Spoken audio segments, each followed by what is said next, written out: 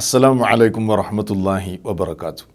പ്രിയമുള്ള സുഹൃത്തുക്കളെ, സഹോദരങ്ങളെ, കേരളം കുറച്ച് ദിവസങ്ങളായി കുറുവ സംഘം എന്ന പേരിൽ അറിയപ്പെടുന്ന ഒരു മോഷണ സംഘത്തെ സംബന്ധിച്ച് വലിയ ഭീതിയിലാണ് എന്ന കാര്യം നമുക്കറിയാലോ.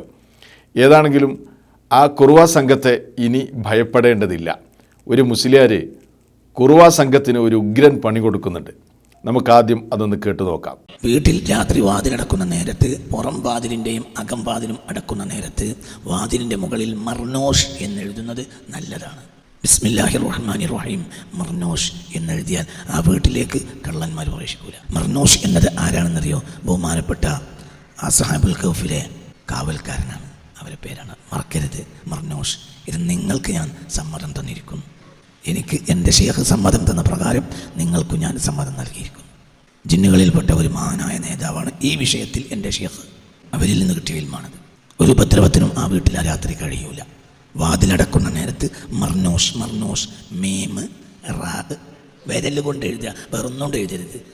വലത്ത് കൈയിൻ്റെ ചൂണ്ട് വിരൽ കൊണ്ട് കൂട്ടി എഴുതുക.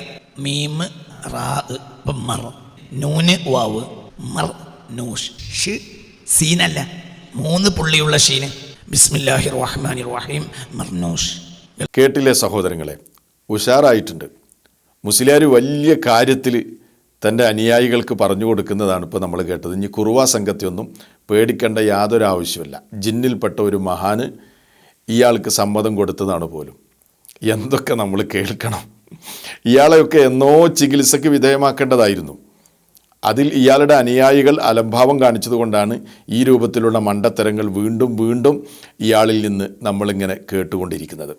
ഇത് കേൾക്കുന്നവരോട് എനിക്ക് ആദ്യമേ സൂചിപ്പിക്കാനുള്ളത്, ഇതൊന്നും ഇസ്ലാം ദീനാണ് എന്ന് ആരും തെറ്റിദ്ധരിച്ചു പോകരുത്. അസ്ഹാബുൽ കഹ്ഫ് അവരുടെ ചരിത്രം വിശുദ്ധ ഖുർആൻ പറഞ്ഞിട്ടുണ്ട്. അവരുടെ ചരിത്രം വിശദമായി വിശുദ്ധ ഖുർആൻ പറഞ്ഞപ്പോഴും അള്ളാഹു നമുക്ക് പറഞ്ഞു തന്നപ്പോഴും അവരുടെ പേരുകളെ സംബന്ധിച്ച് ഖുർആനിൽ പരാമർശിക്കപ്പെട്ടിട്ടില്ല. എന്തുകൊണ്ടാണത്? അവരുടെ പേര് നാം അറിയുന്നതിൽ വല്ല ഖൈറും വല്ല പ്രയോജനവും നമുക്കുണ്ടായിരുന്നെങ്കിൽ അള്ളാഹു അവൻ്റെ ഖുർആനിൽ തന്നെ ആ പേര് നമുക്ക് പറഞ്ഞു തരേണ്ടതായിരുന്നു.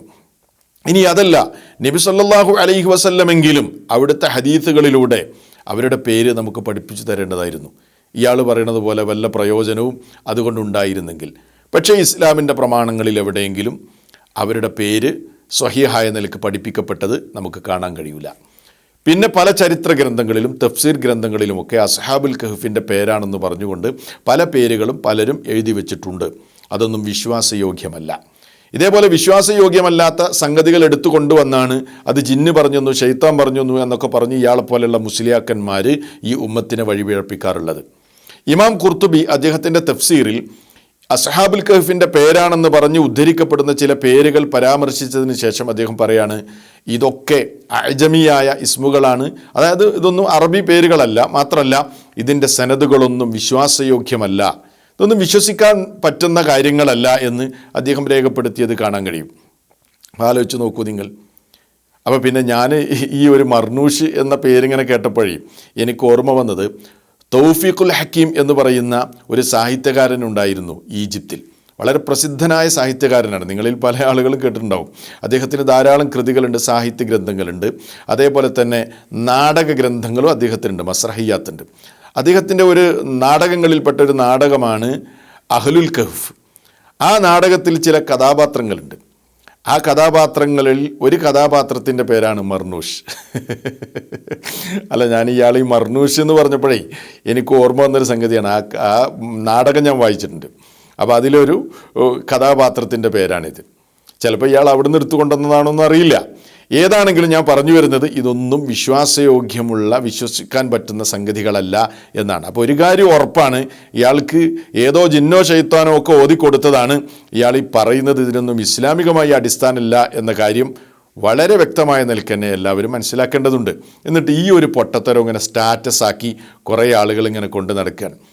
ഇത്തരക്കാരോട് എനിക്ക് പറയാനുള്ളത്, കുറുവ സംഘം ഒക്കെ മോഷണത്തിന് വരുമ്പോൾ അവരെ പ്രതിരോധിക്കാൻ വേണ്ടി നിയമപാലകർ കുറേ മുൻകരുതലുകൾ പറഞ്ഞിട്ടുണ്ട്.